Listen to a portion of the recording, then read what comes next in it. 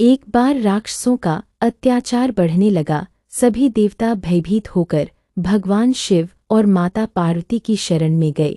माता पार्वती ने जब यह सुना तो उन्होंने सिंह पर सवार होकर चंद्रघंटा का रूप धारण किया। उनके माथे पर अर्धचंद्र के आकार की घंटी थी, जिससे भयानक ध्वनि निकलती थी। उस ध्वनि से चारों दिशाएं गूंज उठी। राक्षस कांपने लगे और युद्धभूमि में उनकी शक्ति नष्ट हो गई।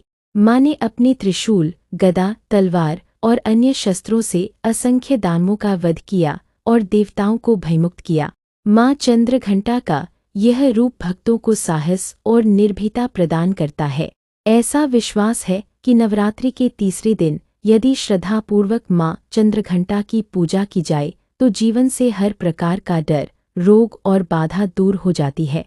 भक्त को शांति, सुख और समृद्धि प्राप्त होती है।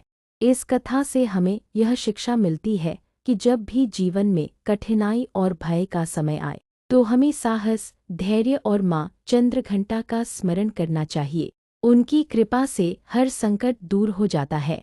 भक्तों के अनुभव। लोककथाओं में यह भी कहा जाता है कि माँ चंद्रघंटा की उपासना से कई भक्तों ने चमत्कारी अनुभव पाए। किसी को रोग से मुक्ति मिली तो किसी को भय और कष्ट से छुटकारा।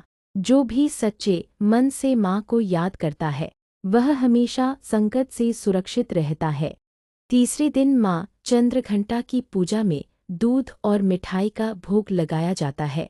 माना जाता है कि इससे साधक को दिव्य शक्ति, शांति और सुख समृद्धि की प्राप्ति होती है। भक्तों को ओम देवी चंद्रघंटाय नमः मंत्र का जाप अवश्य करना चाहिए। माँ चंद्रघंटा का यह स्वरूप भक्तों को निर्भय बनाता है और जीवन में विजय का मार्ग प्रशस्त करता है। उनकी उपासना करने से साधक के सभी पाप नष्ट हो जाते हैं और आत्मा पवित्र हो जाती है। इसलिए नवरात्रि के तीसरे दिन माँ चंद्रघंटा की पूजा विशेष फलदायी मानी गई है।